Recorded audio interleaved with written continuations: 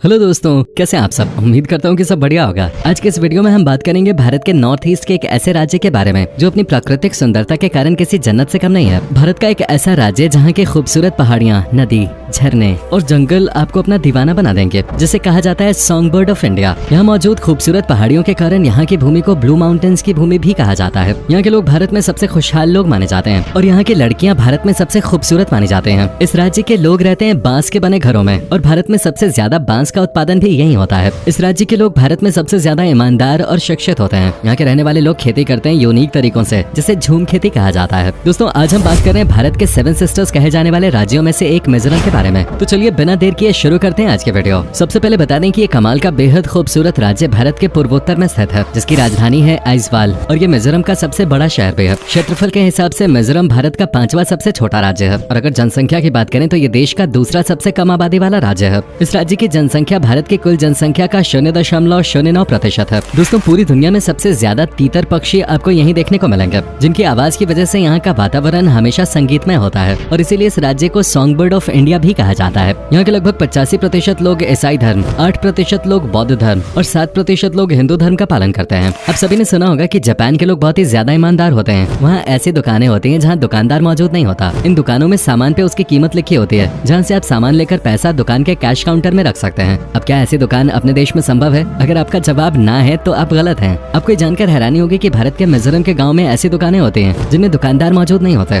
जहां से आप बिना दुकानदार के भी सामान ले सकते हैं। आपकी जानकारी के लिए बता दूं, इस राज्य के लोग बहुत ही ज्यादा ईमानदार होते हैं, इसलिए यहाँ चोरी और बेईमानी न के बराबर होते हैं। मिजोरम एक लैंडलॉक्ड स्टेट है। अगर राज्य की सीमाओं की बात करें तो इसकी सीमा हमारे 2 पड़ोसी मुल्कों की सीमाओं से लगती है। मिजोरम अपनी सीमाएं मणिपुर, त्रिपुरा, असम, बांग्लादेश और म्यांमार के साथ साझा करता है। बात की जाए मिजोरम की जलवायु की तो यहाँ का मौसम सालों भर सुहावना रहता है। गर्मी के दिनों में जहाँ दिल्ली जैसे शहरों का तापमान आसमान छूता है, वहीं उस वक्त मिजोरम का तापमान 29 से 30 डिग्री के आसपास होता है। वहीं सर्दी के मौसम में भी यहाँ का न्यूनतम तापमान 10 डिग्री से नीचे नहीं जाता। वर्षा के मौसम मतलब मई से अगस्त के बीच यहाँ बहुत बारिश होती है। बता दें कि मिजोरम भारत में केरल के बाद दूसरा सबसे ज्यादा लिटरेसी रेट वाला राज्य भी है। राज्य की साक्षरता दर लगभग 92% है। साथ ही भारत का सबसे ज्यादा लिटरेसी रेट वाला जिला भी मिजोरम में ही मौजूद है। मिजोरम में सरचप नाम का एक जिला है जहाँ लिटरेसी रेट लगभग 98% है। इस राज्य में 6 से 14 साल के बच्चों के लिए पढ़ाई मुफ्त और अनिवार्य है। इस राज्य में स्थित नीलगिरी की पहाड़ियां होने के कारण इसे ब्लू माउंटेन्स की भूमि भी कहा जाता है। इस पहाड़ी पर घने जंगल और नीलगिरी पर्वत होने के कारण ये इलाका बहुत ही खूबसूरत लगता है। हरे भरे जंगल और जहाँ तक नजर जाए वहाँ तक फैले पहाड़ इसकी खूबसूरती में 4 चांद लगाते हैं। वेल, अगर हम मिजोरम की बोले जाने वाली भाषा के बारे में बात करें तो यहाँ की प्रमुख भाषा कुकी है।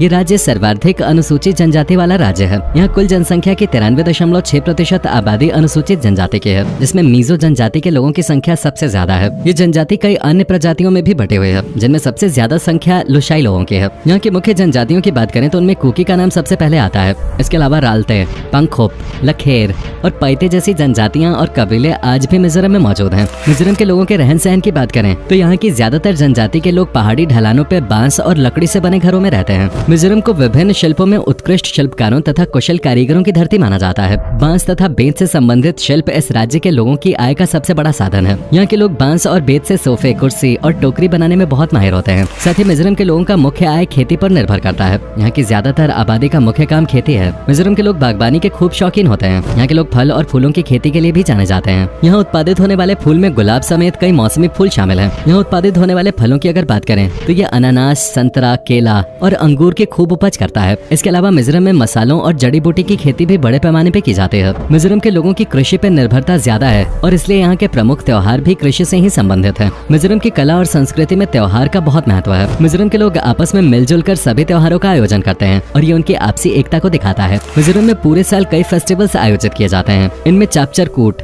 मिमकूट और पॉलकूट जैसे त्योहार प्रमुख हैं। राज्य में मार्च के महीने में त्योहार चापचारकूट बड़े धूमधाम के साथ मनाया जाता है। ये त्योहार मुख्य रूप से फसलों की कटाई से संबंधित होता है। इस उत्सव में चेरव या बांस नृत्यों का आयोजन किया जाता है। इसे मिजोरम के सबसे पुराने नृत्यों में से एक माना जाता है। ये एक ऐसी नृत्य शैली है जिसमें बांस को जमीन पे क्रॉस फॉर्मेशन में रखा जाता है और लोग उनके बीच में जंप करते हुए नाचते हैं। मिजोरम में अगस्त और सितंबर महीने में मनाया जाने वाला प्रमुख त्योहार मीमकूट भी बहुत उल्लास के साथ मनाया जाता है। मीमकूट त्योहार में भी मुख्य रूप से नृत्य किया जाता है। मिजोरम के लोग फसलों की कटाई पूरी होने के बाद एक और त्योहार मनाते हैं जिसे पालकूट बुलाया जाता है। ये त्योहार 2 दिन तक चलता है। चलिए दोस्तों, अब यहाँ के इतिहास के बारे में भी जान लेते हैं। 16वीं शताब्दी में मिजोरम का इतिहास अस्तित्व में आया। मिजोरम में 18वीं और 19वीं शताब्दी में बहुत जनजातीय युद्ध हुए, लेकिन मिजोरम 1891 में ब्रिटिश कब्जे में चला गया। इसके कुछ सालों बाद उत्तर का का लोशाई पर्वतीय क्षेत्र असम और आधा दक्षिणी भाग बंगाल के अधीन रहा। 1898 में दोनों राज्यों ने मिलकर मिजोरम को एक जिला बना दिया, जिसका नाम लोशाई हिल्स जिला पड़ा। फिर ये असम के प्रशासन के कंट्रोल में आ गया और 1972 में पूर्वोत्तर क्षेत्र पुनर्गठन अधिनियम लागू हुआ, जिसके बाद मिजोरम को एक केंद्र शासित प्रदेश का दर्जा दिया गया। इसके 14 साल बाद भारत सरकार और मिजो नेशनल फ्रंट के बीच 1986 में एक समझौता हुआ, जिसके बाद 20 फरवरी 1987 को इसे पूर्ण राज्य का दर्जा दे दिया गया। आपको ये जानकर आश्चर्य होगा कि दुनिया का सबसे बड़ा परिवार कहीं और नहीं बल्कि भारत के ही मिजोरम राज्य के बख्तरबांग गांव में रहता है, जो मिजोरम की राजधानी आइजोल से 62 किलोमीटर की दूरी पर स्थित है। इस परिवार के मुखिया का नाम जियोना चना है, जिनकी हाल ही में 76 साल की उम्र में मृत्यु हो गई। जियोना चना का जन्म 21 जुलाई 1945 को हुआ था। परिवार में जियोना चना 39 पत्नियों, 94 बच्चों, 14 बहुओं और 33 पोते पोतियों समेत कुल 181 लोगों के साथ 100 रूम वाले एक बड़े से घर में रहते थे। अगर इन लोगों के खाने पीने की बात करें तो एक आम परिवार का महीने भर का राशन जियोना चना का परिवार एक दिन में खा जाता है। इनके एक दिन के खाने में 40 किलो चावल, 40 किलो चिकन, 24 किलो दाल और 50 किलो सब्जी की जरूरत पड़ती है। मिजोरम के मुख्य भोजन की बात की जाए तो यहाँ सबसे ज्यादा धान की खेती होती है। इस कारण मिजोरम का खाना बंगाल और असम के लोगों से मिलता जुलता है। मिजोरम के खाने में यहाँ के लोगों का भात के साथ मांस और मछली खाना अधिक पसंद करते हैं। मिजोरम में आपको नॉनवेज फूड ज्यादा देखने को मिलेगा।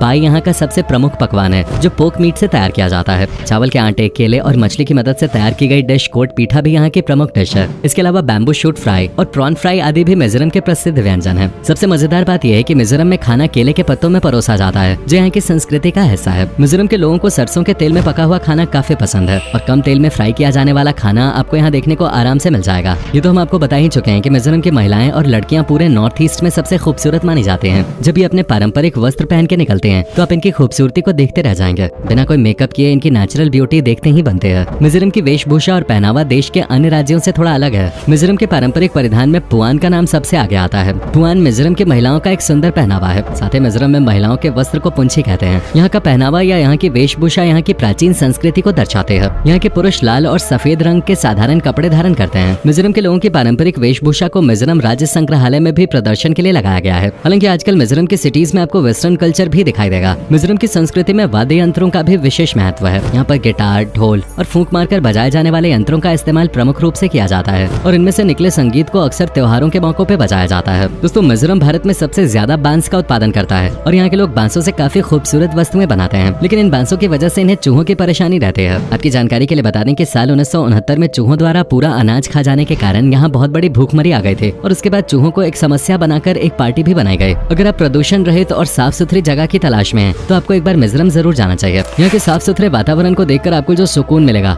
वो शायद आपको कहीं और नहीं मिल सकता। ये राज्य बहुत ही साफ सुथरा है और आपको यहाँ कहीं भी गंदगी नहीं मिलेगी। यहाँ के लोग भी सफाई के प्रति बहुत ही ज्यादा जागरूक हैं। आपको ये जानकर हैरानी होगी कि यहाँ रहने वाले लोग दिन में कुछ समय निकालकर रोज अपने आसपास की जगहों को साफ करते रहते हैं। मिजोरम घूमने के लिहाज से काफी अच्छी जगह है। यहाँ पर कई झील, पर्वत, जंगल और गार्डन हैं, जो दुनिया भर से पर्यटकों को आकर्षित करते हैं। राजधानी शहर आइजोल में आप दुर्तलांग हिल्स, टैमडिल झील, पाइखाई, मिनी जूलॉजिकल गार्डन और मिजोरम स्टेट म्यूजियम जैसी जगह घूमने जा सकते हैं। मिजोरम में प्राकृतिक सुंदरता बिखरे पड़े है और इस क्षेत्र में प्राकृतिक विभिन्न छटाएं देखने को मिलती हैं। पर्यटन के मामले में भले ही ये राज्य पिछड़ा हुआ हो, लेकिन अगर आप अपनी छुट्टियां बिताने यहाँ आते हैं तो यकीन मानिए यहाँ मिले शानदार अनुभव को आप कभी नहीं भूल पाएंगे। यहाँ एक से बढ़कर एक खूबसूरत जगह है जो आपको एक अलग ही दुनिया में ले जाएंगे। आपकी जानकारी के लिए बता दें कि मिजोरम में प्रवेश करने के लिए इनर लाइन परमिट की जरूरत होती है और ये परमिट मिजोरम सरकार के संपर्क अधिकारी देते हैं। इसे आप कोलकाता, सिलचर, शिलोंग, गुवाहाटी और नई दिल्ली से प्राप्त कर सकते हैं। फ्लाइट से आने वाले टूरिस्ट को लेंगपुई एयरपोर्ट और आइजोल पहुंचने पर सिक्योरिटी ऑफिसर से पास लेना पड़ता है। इसके बिना आप मिजोरम नहीं घूम सकते। तो दोस्तों, ये था धरती पर जन्नत मिजोरम। उम्मीद करता हूँ आपको हमारा ये एपिसोड पसंद आया होगा। हमें नीचे कमेंट करके जरूर बताएं कि आज की वीडियो में आपको मिजोरम की कौन सी बात सबसे ज्यादा अच्छी लगे। आप में से कोई मिजोरम से हो तो हमें कमेंट सेक्शन में जरूर बताइएगा। और क्या आप कभी गए हो मिजोरम, और अगर गए हो तो आपका एक्सपीरियंस कैसा रहा, ये भी हमारे साथ शेयर जरूर कीजिएगा। साथ ही इस वीडियो को अपने दोस्तों और रिश्तेदारों के साथ शेयर करना मत भूलिएगा। हमारे चैनल को सब्सक्राइब भी जरूर कर दें। वीडियो को अंत तक देखने के लिए आपका बहुत बहुत शुक्रिया। अब से फिर मुलाकात होगी एक और नई वीडियो के साथ।